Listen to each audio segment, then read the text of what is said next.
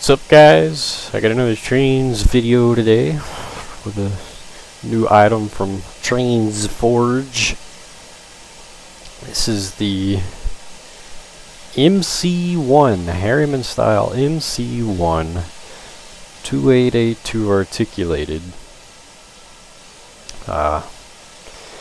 This is one of their more recent releases that I kind of look forward to. I like to see more articulated locomotives thrown into trains.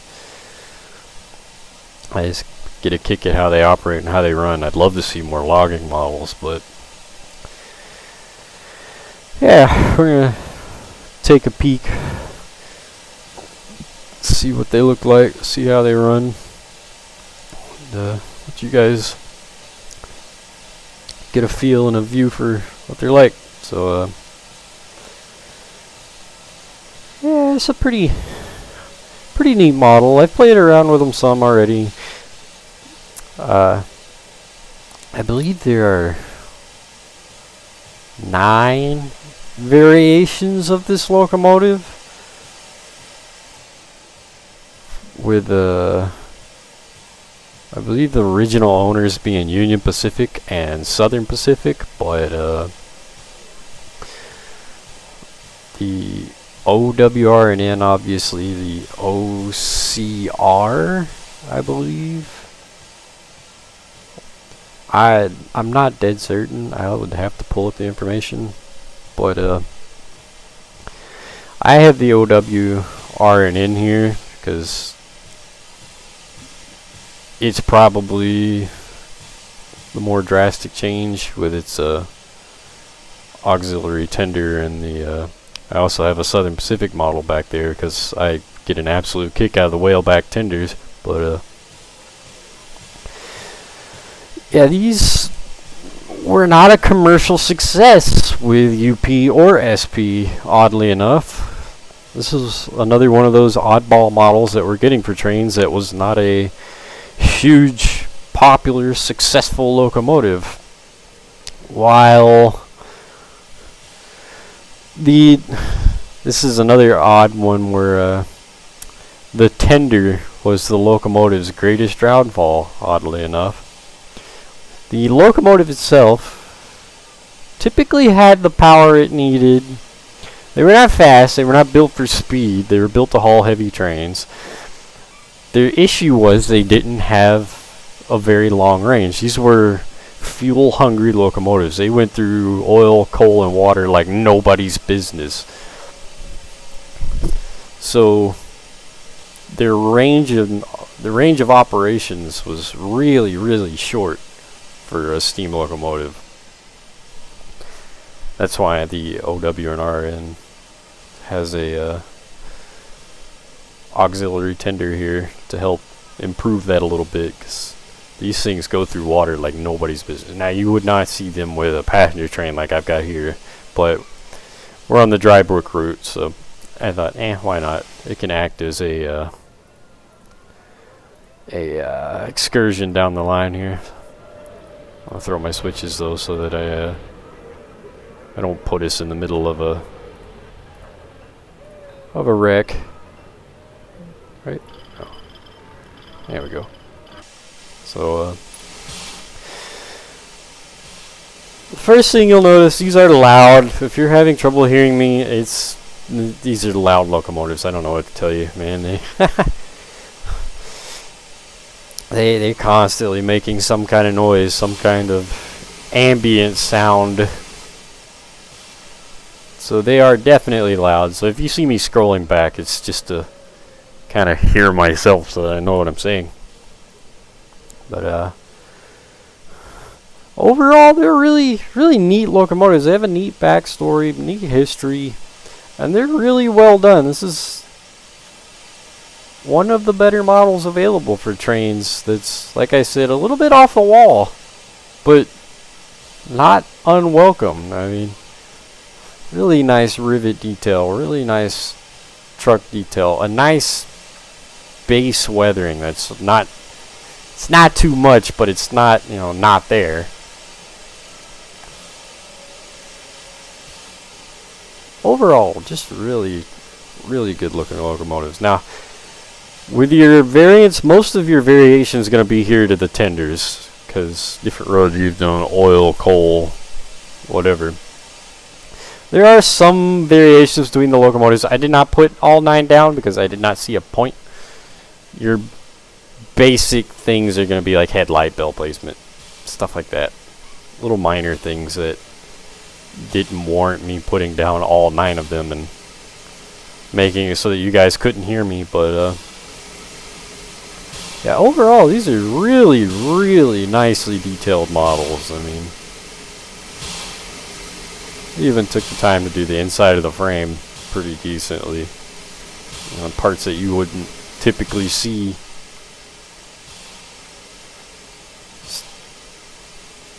Overall, really good looking locomotive. And they do have their own little cab, for those of you that like running inside the cab. I don't.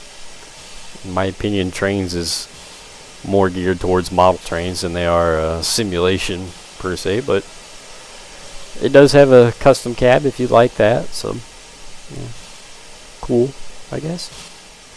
Other odd little features, the porthole windows. It's definitely more European style. Kind of just an odd little feature, but let's see. Let me pull up the that one. Yeah. So it does have some items that you can toggle. The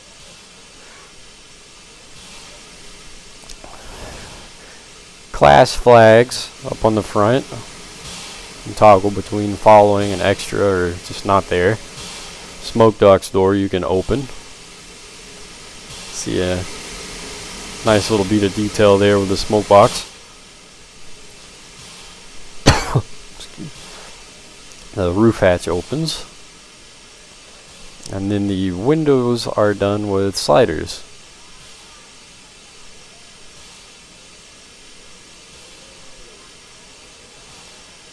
Let's see there. In increments to wherever you want them, and then obviously our deflector here.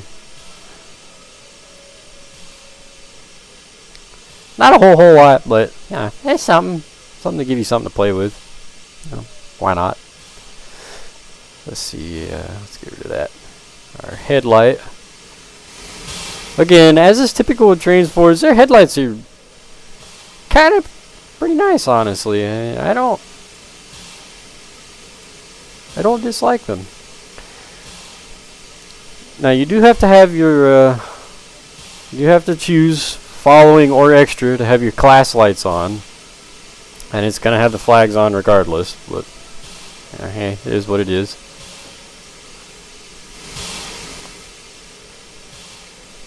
But their lighting is pretty decent, you know. It's not too harsh that, you know, you're back here and you got bright headlight glares, but it's enough that you actually can see that it's, you know, lit. Like our number boards, they have a nice glow to them. Our headlights got a nice yellow glow to it. And their smoke effects are awesome. Love their smoke effects. I don't care much for smoke in real life model trains, but Trainz simulation is awesome.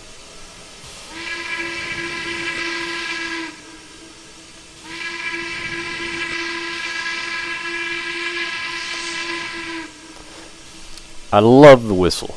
It's got an awesome sounding whistle. It's got a nice start, nice middle, nice end.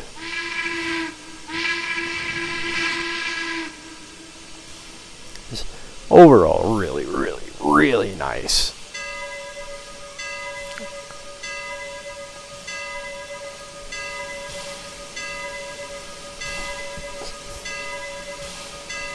The bell is synchronized, as you guys saw, and it is animated, as you saw. And in my opinion, the bell sound is the absolute best bell sound. I love it. Outright love it. Now we got something weird going on here. The driver's side marker light is showing through the boiler. I don't know why that is. It's a little odd, but You know, one of the defects of life, I guess. Really nice number plates. Overall, really nice coloring, nice texturing, nice modeling. I could use some touch-up as far as the weathering goes. Especially when you look up on the top, it's just kind of blurry. It looks better from more far away. So you get up close to it and you kind of see the just kind of blurred, pixelated mess. It's not too bad, but that, and in some places the color contrast is kind of blatantly obvious. So like we have what looks like dusty wheels, because these were operated in the western United States, the more desert plains areas. So these wouldn't have a whole lot of rust, more so than they would have a lot of sand, dirt, dust. But have odd spots where it looks like they went overboard. You might think like we have the pretty obvious dust spot here, but our frame is not near as bad. I find kind of weird. You would think the frame being down on the ground, it would get more dust happening, but I mean the same could be said right here. The body of the tender has a good bit of dust going on right here, and then the wheels are a whole different color. Now granted, they're not the same color of black, so brown on top of black makes different colors, but yeah, I think the weathering could be touched up a little bit. It doesn't, I don't like it, I don't hate it, it's just kind of could be worse, could be better. I believe the Southern Pacific model is, yeah, the same. They're all pretty much going to be identical. The biggest difference is going to be the coloring, and even that's going to be pretty much the same across all models. Like I said, you're going to have odd little differences to all the models, but the sounds are going to be the same. The basic locomotive is going to be the same. Basic operation is going to be the same. So, like I said, I didn't put them all down here to look at. I just put these two down because these are the two I like. I like to change it up from the typical Union Pacific scheme. And like I said, I love the whaleback tender. I don't know why. I get a kick out of it strapped to a Mallet like this when you've got, you know, normal Southern Pacific looks with their large locomotives would be these big old Vanderbilt tenders. Just, I don't know, it looks different. It's cool. It's different. It's odd. But, like I said, same sounds across the board, same locomotive overall, just different coloring to them and different basic details. So like you guys saw, the stacks in a different place on the Southern, or it's a different stack on the Southern Pacific model. It's a headlights in a different place, small things like that. But let's get it rolling.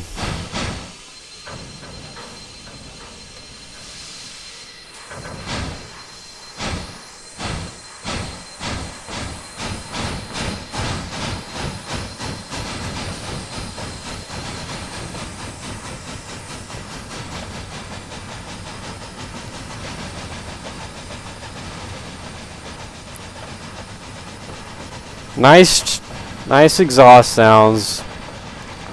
I wish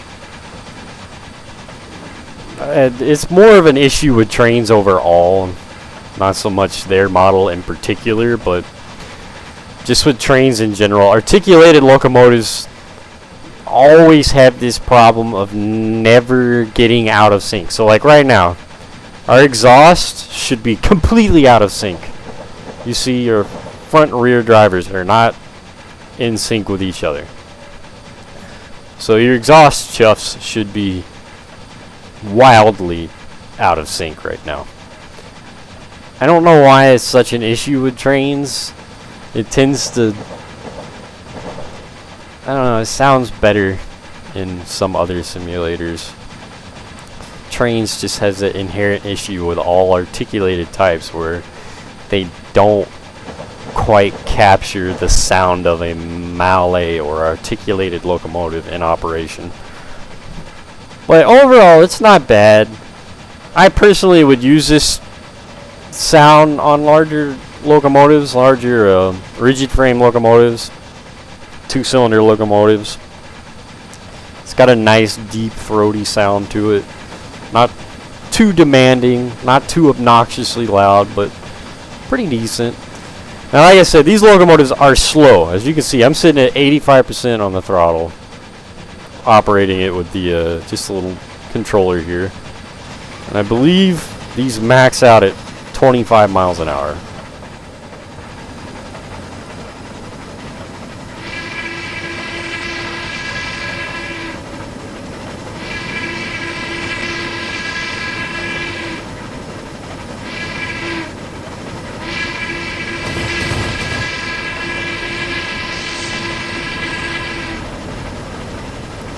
Yeah, 25 mile an hour.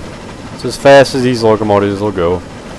So, again, not fast by any means. These are built to be drag locomotives. These are built to handle heavy freight over mountains and such. Places where you're not worried about going fast. Right. As we race into here, but another nice thing. It's pretty typical across the board with Trainz Forge's stuff, but these things don't take off like a rocket like many models do in Trainz, and they don't just stop. They don't go, 0 to 60 in 2 seconds and then 60 to 0 in 2 seconds. They have a nice acceleration and a nice braking that is overall decent. It's a lot more believable for those looking for the more simulation side of the game. But, oh yeah, awesome looking locomotive. Great looking. Lots of fun. I've been playing this a lot lately. It's a lot of fun to use for heritage railways and such. Because honestly, it looks pretty good with these old wooden coaches. It fits.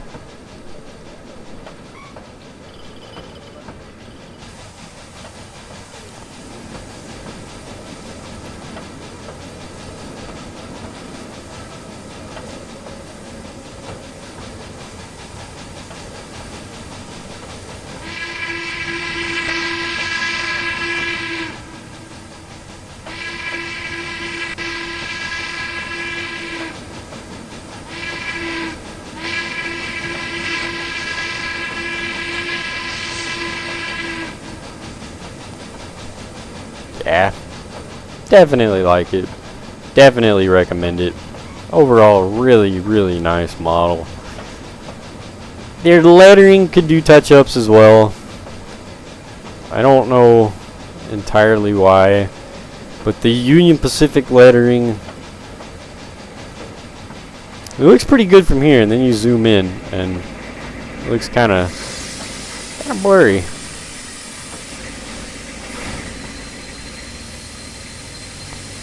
And then that 70-40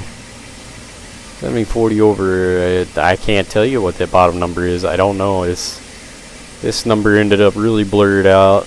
These numbers are kind of blurry. The tender lettering is pretty crispy, but the locomotive lettering and numbering is kind of, it's pretty crispy up on the dome.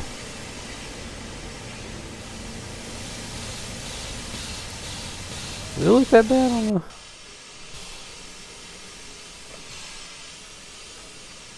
the... it just seems to be the cab. The cab lettering is kind of meh.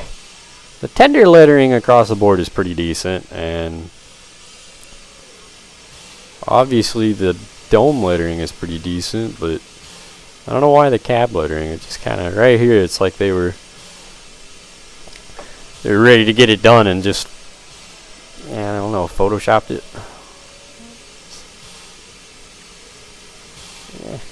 Doesn't float my boat.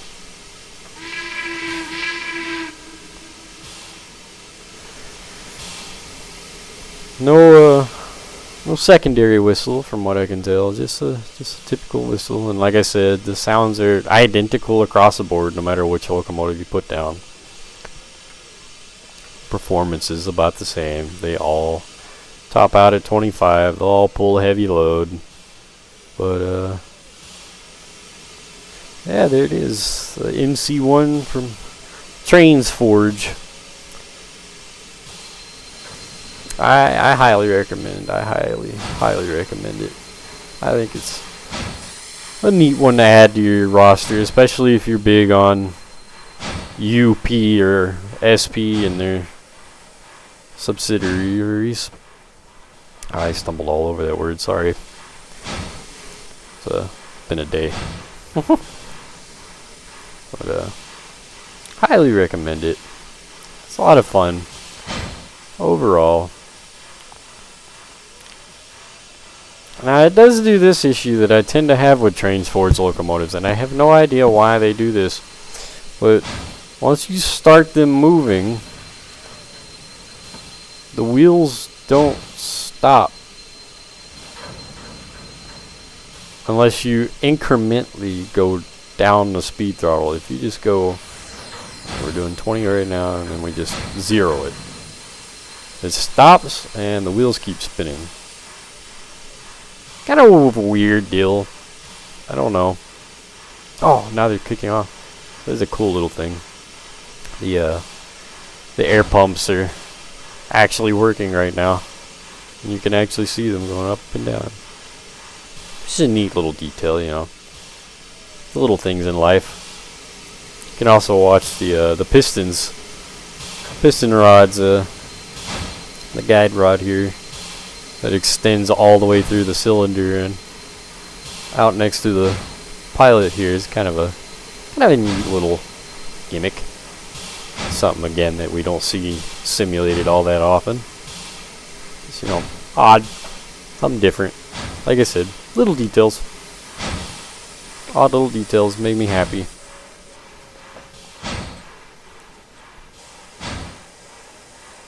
Yeah, there they are. Hope you guys enjoyed it. I enjoy them. Probably will.